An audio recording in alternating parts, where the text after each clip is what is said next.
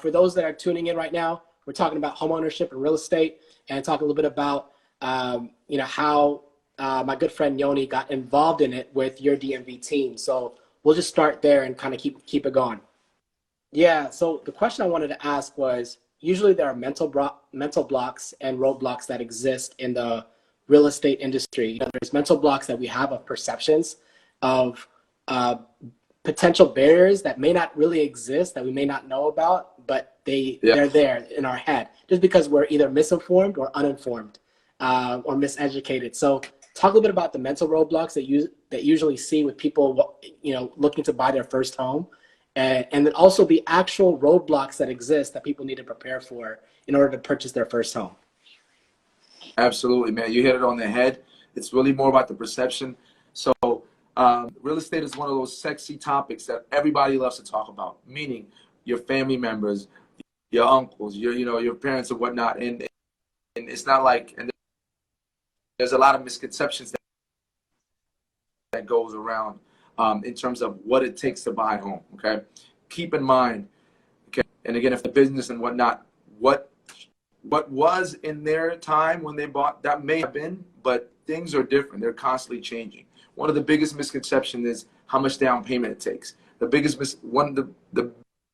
misconception is it takes 20% down to buy a home, right?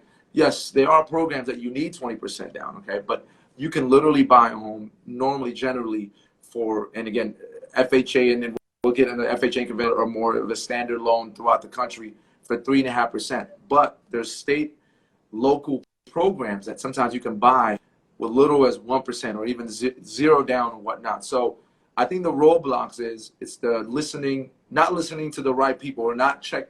I used to have a teacher that says, check it out yourself. Always check things out yourself. And so people are always going to talk to you about real estate. Like I said, you talked about it. Now it's the trendy thing, buying real estate, investing in real estate, buying your first home. It's one of those things, but it's not one of those things. So you're going to hear all these different information from a lot of people, but you got to make sure you're hearing it from the right person or checking it out yourself. So I think the biggest roadblock is it's thinking that it's something out there. It's like, it's so hard to grasp or to accomplish. And one of the things in reality, really, most people, I would say, are in a good position, or at least can get in a position and create game plans to get to where they want to be. So it is information. And so when we're talking about what the biggest roadblock is, I guess, is really it comes down to having the income you need, but also not just the income, but the debt that you have, the monthly debt that you have, that can maybe eat away at your, what we call the debt to income ratio. So again, trying to knock off as much debt as possible is big. Okay, you can make, you make, what lenders look at is how much you make per month versus how much expenses, how much debt you have per month, those expenses. And so knocking that down, the debt, as much as possible. Second, obviously, is credit is one of those big things where we're so scared of credit. Like, it's like a scary thing. But once you understand how it works and you really grasp your credit, then you have so much power in this country, certainly, because, again, so much is on credit. So the idea of improving your credit, not being first and foremost, knowing what credit score is very important. So not shying away. Just, it's one of those things where if I don't see it, it doesn't exist type of mindset. You can't have that. You got to know what it is, regardless if it's good or bad. And then you can set up the game plan to increase it and work on that. And then really, ultimately, really, this is probably the easiest, is down payment and whatnot, because if you have the other two things, then most likely there's a program in your area that can offer down payment and closing cost assistance, really. So I think those are the main things. I would say more so debt and credit is a big thing that you need to really look at, but it really is just more so game planning. You talked about debt to income ratio. What are some good strategies to really help someone's debt to income ratio? What are some websites or resources people can identify their credit score? I think those two things I really want to ask, and just see if there's any opportunities there for people to learn. Yeah, so, with credit score, obviously those, websites like Credit Karma and whatnot are a good indication of kind of where your credit score is at. But again, it's not the total, right? Ultimately, annualcreditreport.com is a website that you can go on there that gives you your FICO score. Everybody's entitled. They can get their once a year they can get a free credit report. Okay, and so that would be something I would do. I would more rely on actually your banks have an option where you can get your FICO score and whatnot. I would rely more so on them to actually get your actual report so you can see what's being reported and what the score is. Okay, and those other websites, Credit Karma and whatnot, they give you a good indication, and really more so it tells you.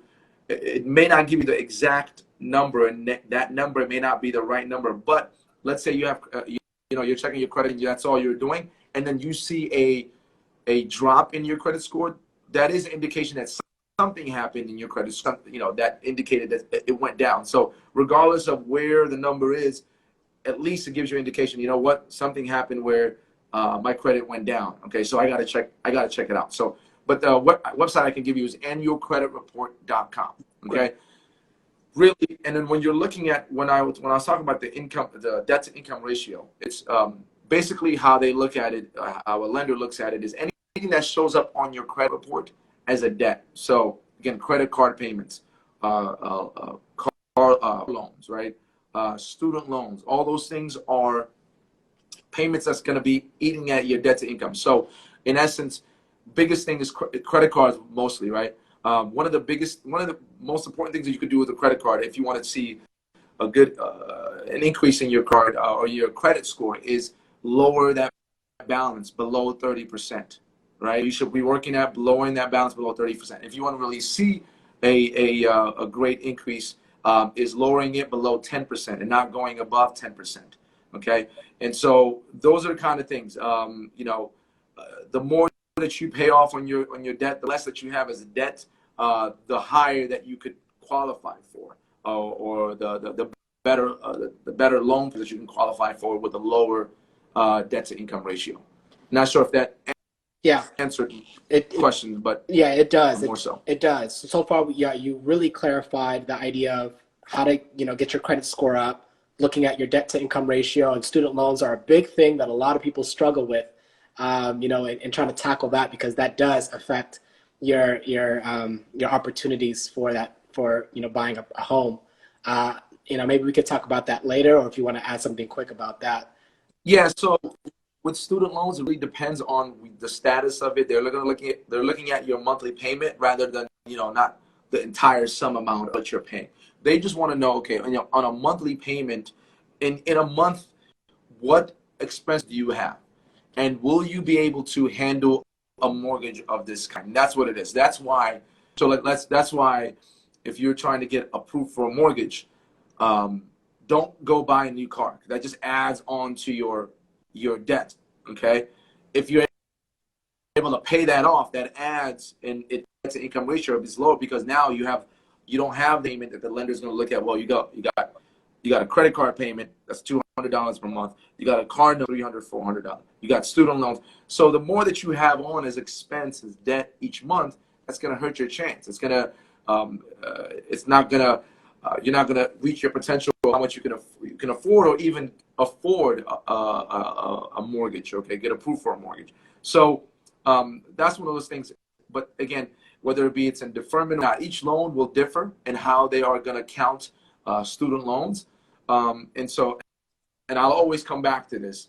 Don't try, we made a video about this, don't try to figure it out by yourself. The easiest thing I can tell you is, first and foremost, go to attend a first-time home buyer webinar in your area, or we have ones coming up as well and whatnot. Obviously, that's important.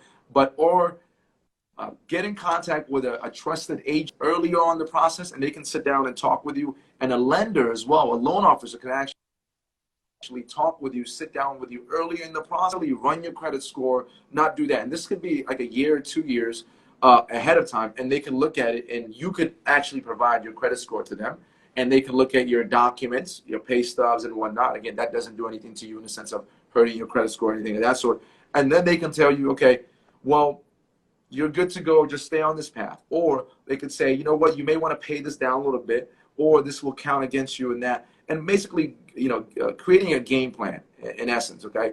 I think some people are scared to initiate that because they don't want to be sold and whatnot, which is understandable. Some, I know some people are more aggressive in their sales approach and whatnot, but find a trusted agent and lender that is in your community. Have a sit down with them, have a Zoom call with them. That way they can kind of give you a more specific answers to your questions regarding to what you probably need to do in terms of your debt or your credit or this and that to kind of better off. But student loans in general, again, there's the different programs, different loans have different ways of counting, or sometimes not counting them at all. So it just depends on that. But that's more so specific question that I think a lender that you can chat with to kind of see, okay, how does this affect my my approval in a mortgage will probably do. Right, I agree. And then also, one big question is, so after we go through that process of looking at how I can get prepared to purchase my first property, now let's talk about the different loans that are available. So there are FHA, conventional, VA,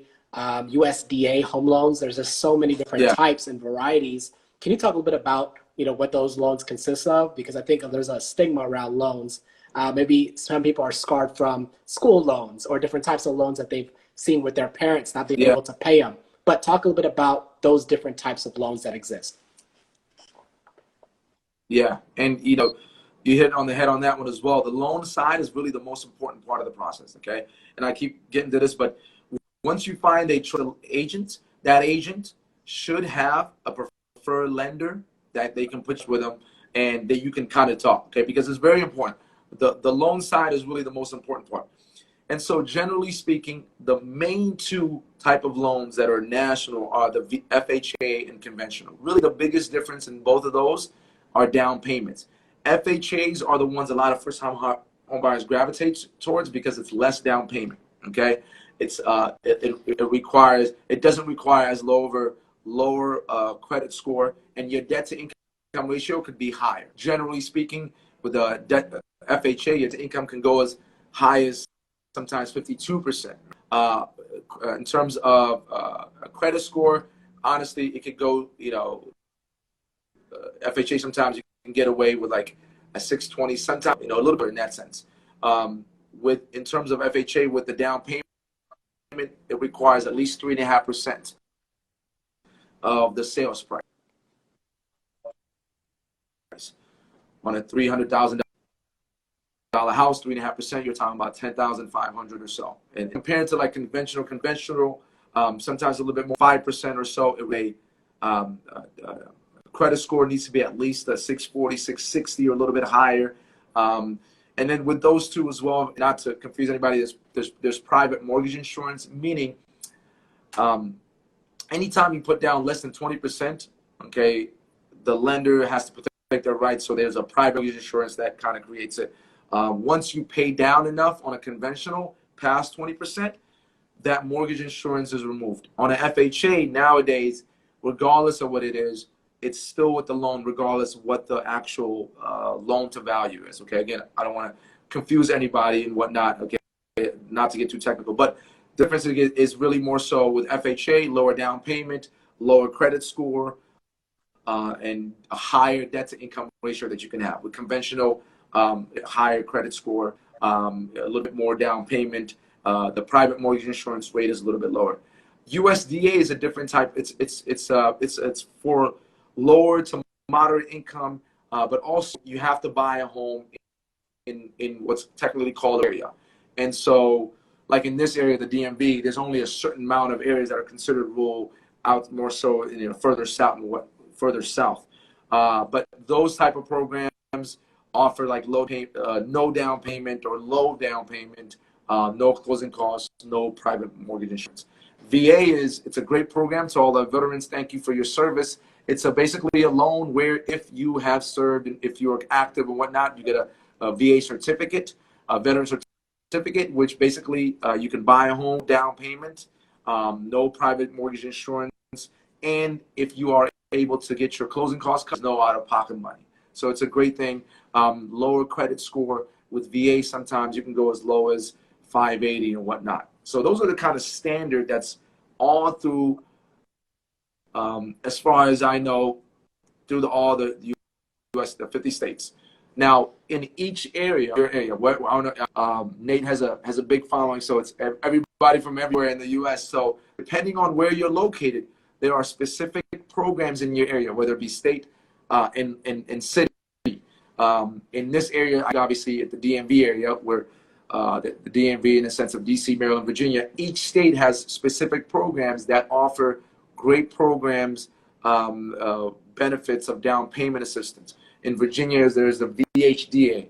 Again, you can buy a home with just 1% or even no money down. In DC Open Doors, the HPAP, that you can buy with no money down, lower mortgage rates, your credit score doesn't have to be as high as where it needs to be. In Maryland, has it's called a MMP program, and one that I think, I'm not even sure any other state has, is called a SMART program, where you can actually, if in fact your student loans is affecting you and getting approved, they will pay up to like $40,000 of your student loans while you're buying a home. So again, think on this, and this is why you do what you do, Nate. Knowledge is power, right? If you don't know these exist, then you're missing out. But it comes down to knowing that information, seeking that information out, because these programs do exist. And so, and that's where it goes back to misconceptions of, oh, bottom's out of my reach, it takes 20%.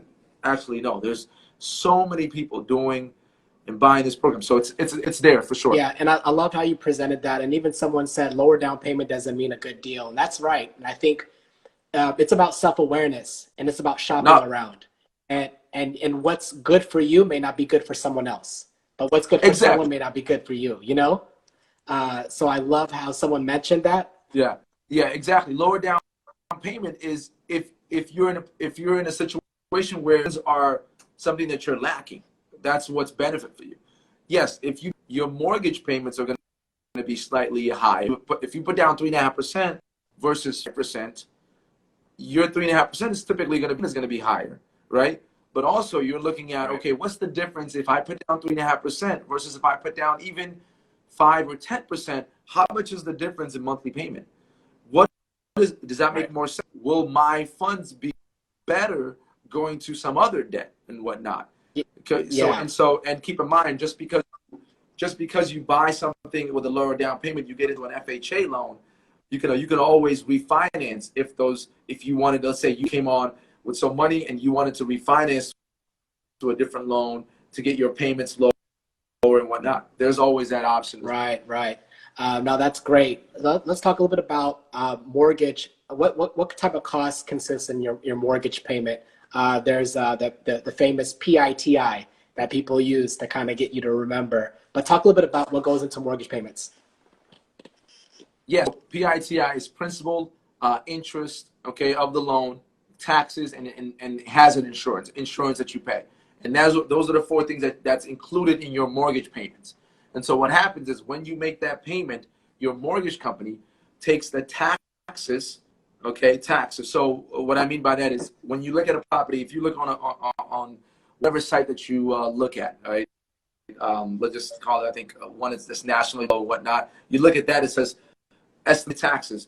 Let's just say 4,000. So what happens is you take 4,000 divided by 12, and that is what's going to be paid every month. Okay, you pay that every month with your insurance, hazard insurance. That protects you from obviously anything that happens in your property and anything that happens to your property as well. So those payments, those taxes and insurance taken by the mortgage company, put in escrow, and then when it's time to pay that, they pay that on your behalf. The reason they do that with taxes especially is because taxes on the totem pole come at the highest. So if they left it up to you to pay your taxes and you don't pay your taxes, then the county and the state can seize your property before the mortgage can. But anyways, so principal and interest of what you're taking, and then taxes and insurance. Now keep in mind as well, and here's a little tip: when you pay that mortgage, when you pay your mortgage payment, the beginning years, most of your payment is going to go towards your interest. Okay, so if in fact you make additional payments towards your principal and tell them that I'm making this payment to your principal, if you make one extra payment a year, okay, towards principal, every year, you will knock down a 30-year mortgage, and that's what mostly our first-time home buyers, or generally loans are 30-year fixed mortgage, knock down a 30-year to like a 22-year mortgage. And the higher that and the more that you pay towards principal, the quicker that you're going to pay off. That's less interest that you're going to pay. So to answer your question, that was principal and interest of the loan that you're. That's amazing. Does that make sense? No, that does make a lot of sense. So far, we are going through a journey of buying your first home and looking at property investment. If you're just now tuning in, welcome everyone. We are sitting with Yoni, CEO and founder of Your DMV Team, where we've talked about how you prepare to get into purchasing your first home and investing in a property. We also talked about what you need to look into when you get your property as far as your mortgage payments, what that consists of. And we talked about the different types of loans that you can be able to have access to and what all those different types of loans mean so far. Someone definitely asked a question I wanted to bring up because it has to do with mortgage amounts. What would the ratio be between income and mortgage payments when you're sitting down and counseling someone of what that looks like? A rule of thumb, you shouldn't spend more than 35% of your income on your mortgage payments and whatnot. That's easier said than done. Believe me, we live here in the DMV, where one of the reasons why it's beneficial to probably buy if you can is because rent is crazy, and amounts are pretty wild, and they keep increasing. And that is another benefit of buying, because normally when you have a mortgage payment, those mortgage payments are typically fixed. Okay. Now, disclaimer, the only thing that typically can rise or lower sometimes is an insurance. What are some resources that would be helpful for individuals that are looking to buy their first home and look at property? And do you think that right now is a good time to buy homes? Or would you suggest summertime or winter? Is there specific seasons? But talk a little bit about resources and then opportunities that you see in purchasing home as far as times and seasons. When would be a good time? Yeah, no, that's a great question. And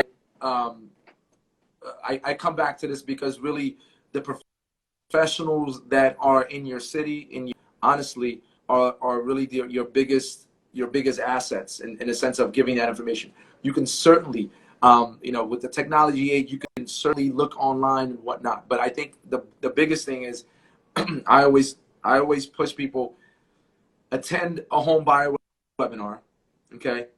A home buyer seminar whenever we get everything opened up. That's one thing we've been known for and whatnot. But it's because, like I said, we have one coming up this Saturday, and really, it's one of those things where if you are interested in finding out exactly what you do, loan types, I'm talking about specific, and our webinars go to really it's specific, okay? And so those type of information is that's what's going to give you that information, and that's what's going to really give you that game plan, I should say. Find one in your area, find a trusted agent that can give you that information, and webinars are okay. Really, if you're trying to get that information, those resources, those will be the first places I would start. Look up, again, wherever you pull, and then some are better than others and whatnot. And so that's a great step, I think, for anybody. In terms of, sorry, your second part of that question, I forgot. Yeah. When would you consider a good time for buying a home? That's right. So one of the, it's pretty crazy the times that we live in. Okay, one of the things that we did not expect is what the real estate market has done in COVID. Right when COVID was just kind of setting in that kind of mid-March, when things were getting shut down, we really didn't have an idea of what was going to happen with real estate. Oddly enough, it really has been a time for buyers because mortgage rates have been so low. So it will depend on, it's not necessarily about season. There may be season in your life, more so of financially. Do you check off all those marks that we talked about? The income to debt ratio, the credit score, Do you have the funds? Or if not, would you be able to get qualified for any local programs? If that's the case, really honestly, it makes a lot of sense. With rates being so low right now, give you an example, a 30-year fixed mortgage just beginning of this year was right around percent. Okay, and that was still considered good. Really, 4.5, even 5% is good. Right now, 30-year fixed mortgage, people are getting 2.75s. Okay, so it is excellent for a mortgage. That's excellent. So in that sense, it is. In terms of the trends, now COVID has been a crazy year in the sense of in terms of what normal seasons. So normally, what happens is the busiest or the most traffic time is during the spring market. The spring market is normally when it gets nice outside, your curb appeal is nice, so more people put the house on the market. So you typically have, as a buyer, you have more options to choose from, but also as a buyer, you have more competition because now more so people are getting their, they've done their taxes, they get their payments from that. They are trying to time the home search or home buying to make sure they don't mess up their school thing, kids' school where they buy. They're going to be a new property, or in the same aspect, the selling side, they don't want to get their kids out of school once they sell. So that's why it's a lot more traffic in that time. Early summer, it's typically kind of same kind of traffic. Middle of the summer, normally it kind of slows down a little bit because people are more concerned about maybe, vacation and whatnot. So again, there's pros and cons. So you typically have inventory or less properties that are in the market, but you also have less competition. In the fall, normally it picks up with more activity. So in this winter, it's probably the least amount of activity, partly because most of the country cold, the snow and whatnot. So you have less properties to choose from, but again, you have less competition as well. So sometimes as a buyer, you can get a better deal sometimes when you are not as much competition because you can kind of negotiate a little bit better. Right. Yeah, thank you for breaking that down. We have just a few minutes left, and I want to make sure that I'm opening the floor for questions. So if you have questions for any one of us, feel free to ask questions. I'm already seeing a few. We have someone that said tips and tricks on your first rental property. I know it's kind of a general question, but does anything come to mind? Yeah, absolutely, man. It's honestly, anybody here needs to think about in terms of investing. Everybody has their things, stocks, but I guarantee you, over time, real estate is one of those things where somebody will always need a place to live, right? So that's why investing is so great, right? If you're going to invest, obviously you can start out. The beauty of it is you buy your first property, right? Let's say you buy your first property, you rent out. You can rent. Let's say you have a basement that's a walkout, has a full. You can rent that out, all right? And so you have that, and then let's say you want another property a year from now, whatnot. So as long as generally you are either have rented that out or you're going to be renting that out, then you can basically buy a bigger house or another house and make that your primary residence. And then once you move on to there, have that completely rented out, right? And then you can keep moving on. Investing side, just whenever you're buying something strictly as an investment property, keep in mind you're going to have to put down at least 15%, 20%, or even 25%. Okay, so that's kind of the weird thing.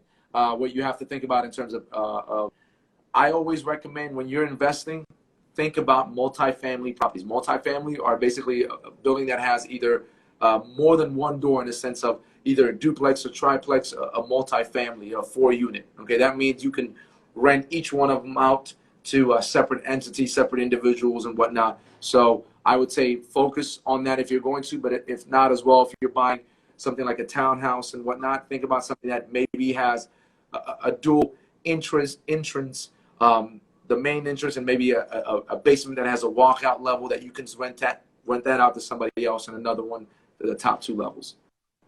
That's great. A couple more questions. What is the difference between buying a home under construction versus old? Yeah, so when you're buying something, what they mean is they call it new construction. It's a brand new property, a brand new community. Is either has already been built, like just in the last few months, or it's still being built. And so really the difference is with new construction, there are some extra costs in terms of extra fees that the builder charges. Your closing costs, payment, there are transfer taxes, lending fees, transfer fees, all those that are that is on do with resale. Resale is when again you're buying from a previous owner. And just because it's a new property, thorough in terms of inspection and whatnot. If man worked on it, then it needs to be double checked in that sense. So still do a home inspection on that. With new construction, again, depending on when you start the process, you may have, you can get under contract on a new construction and not be totally finished within, depending on how long it takes for the new construction community to be finished. So it could take months and months, even sometimes a year and whatnot. Normally with resale, you're going to be done with the process within 30 days. Right. So you talked a little bit about, opportunities there are to really get to know if you're ready to buy a home and how you can kind of go in that process. You talked about these home buying webinars, or, if you can go in person, if it's, post-COVID, maybe that's the best thing, or pricing social distancing, whatever that looks like. So some sort of home buying, webinar of some sort. And then also being out there and speaking to a real estate agent or a realtor. One of the questions that did come up was, what questions should we ask when interviewing a realtor or a real estate agent?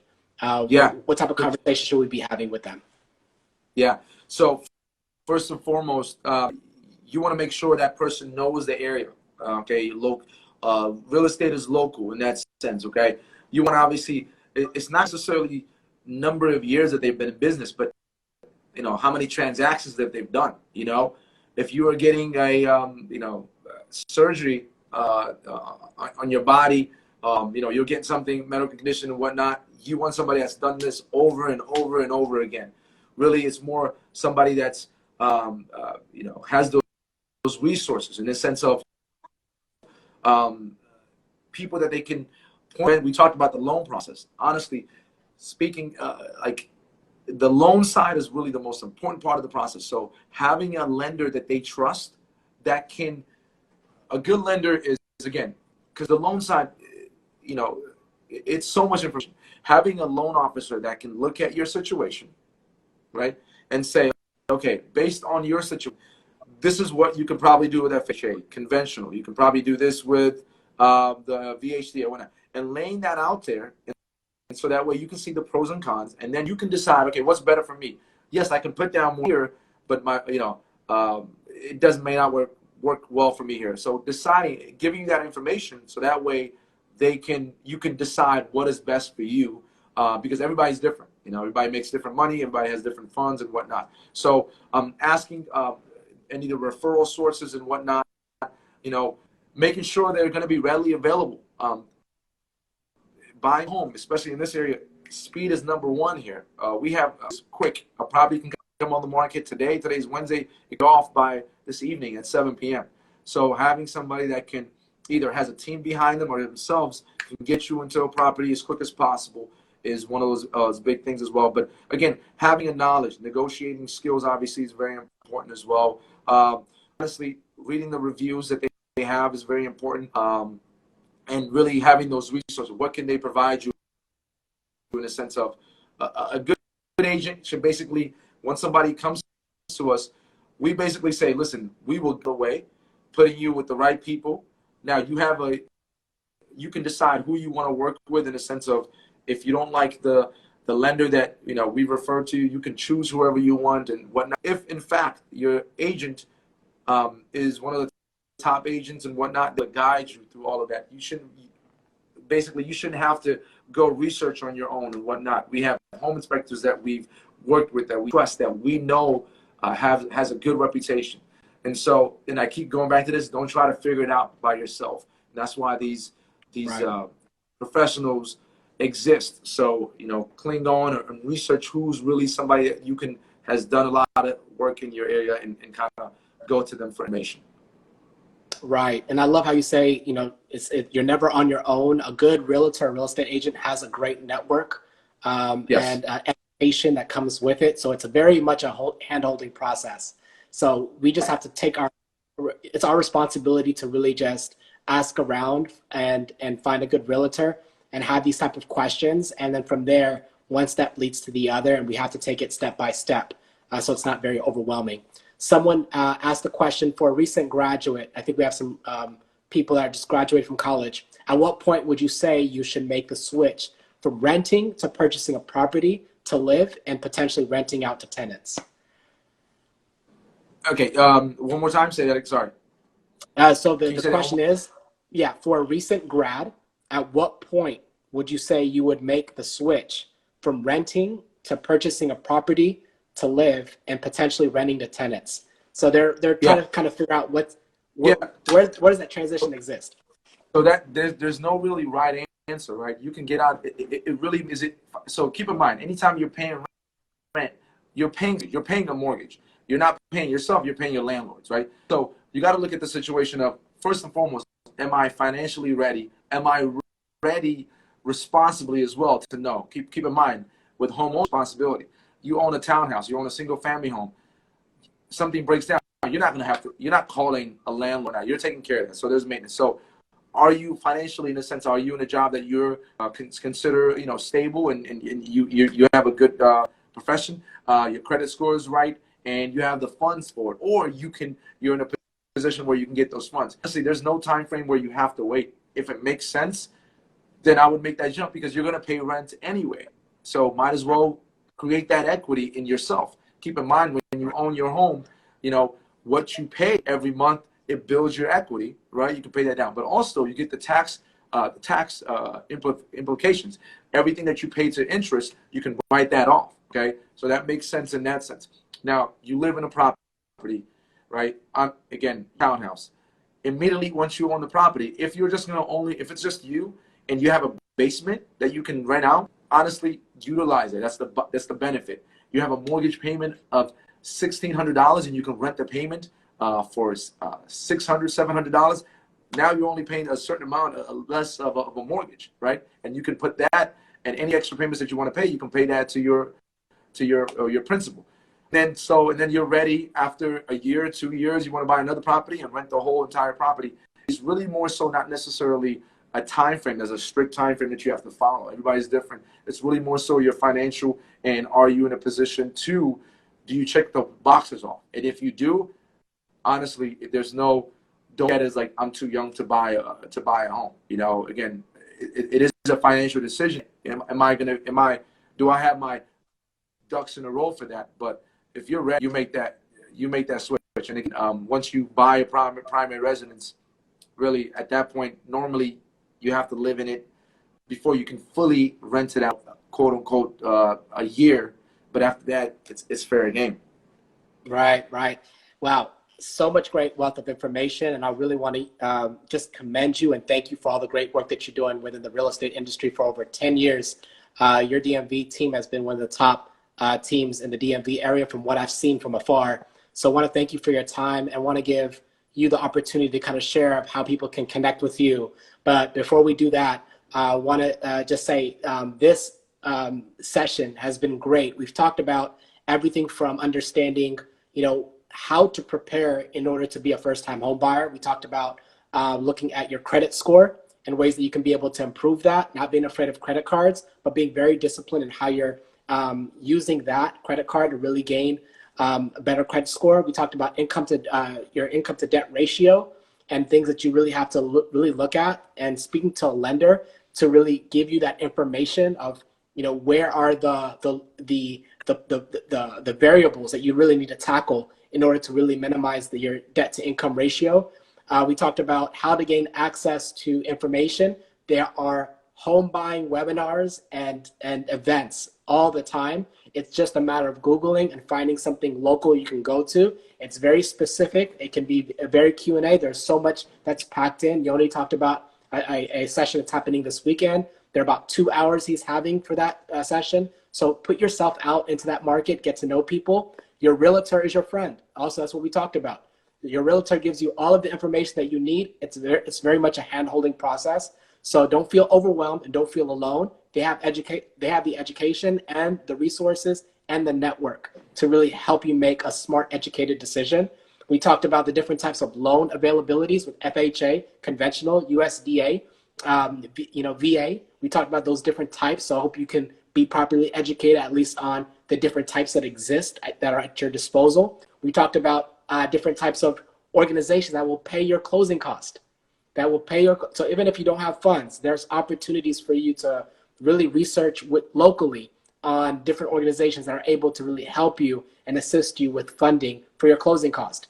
So this has been a great session. We talked about so much. So please give everyone an opportunity to really learn a little bit about how they can connect with you, Yoni, and your DMV team if they're in a place to really just learn about the real estate market, buying their first home, or investing in a property.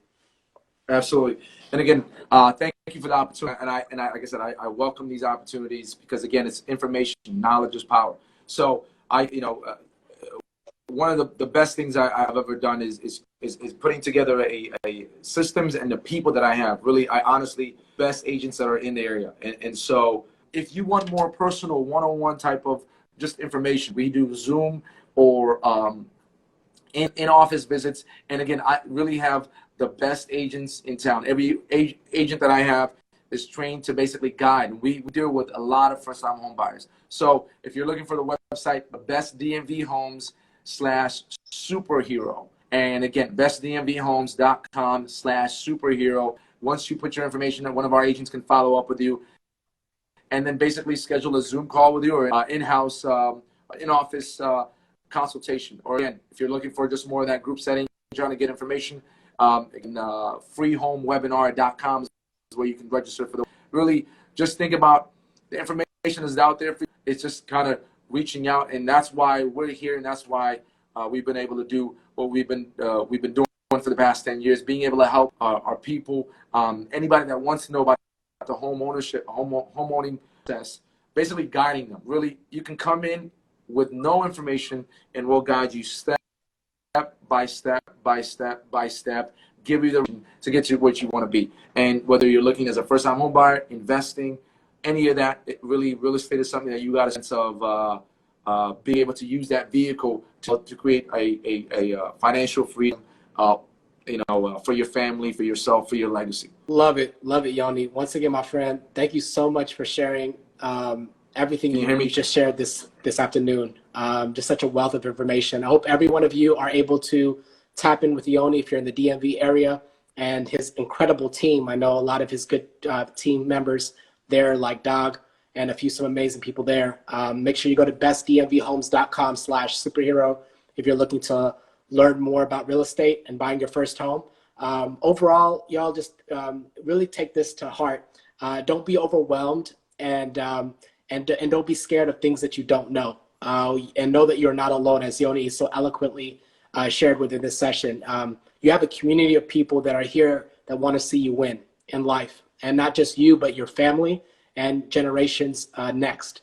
A lot of the things that we just didn't have access to growing up as children, we now have access to due to life experience, education, and just being blessed. So I want to thank you for this information, and I hope that you all can take what we talked about today and build on it for yourselves with education, with going to a home buying seminar or webinar, finding a realtor that's around you that you can just schedule a session and learn more about home buying. This is a perfect way to build equity and build opportunities of financial freedom. So let's start thinking long-term. Let's start moving in faith, and let's really start being able to improve our lives and the ones that we love that are around us. So thank you again. Great session, my friend. Hopefully I'll see you soon if I'm in the DMV area when I'm able to fly again. Hey guys, thank you for listening. The show is powered by Ground Zero Coffee, an East African coffee company focused on community impact through storytelling and social enterprise. Ground Zero serves specialty grade and ethically traded coffee sourced from its place of origin, Ethiopia, and the greater East African regions. Ground Zero is committed to creating new narratives and closing the wealth gap within underrepresented communities worldwide through storytelling and social enterprise. Be sure to show your support and order your coffee from Ground Zero now at startfromgroundzero.com.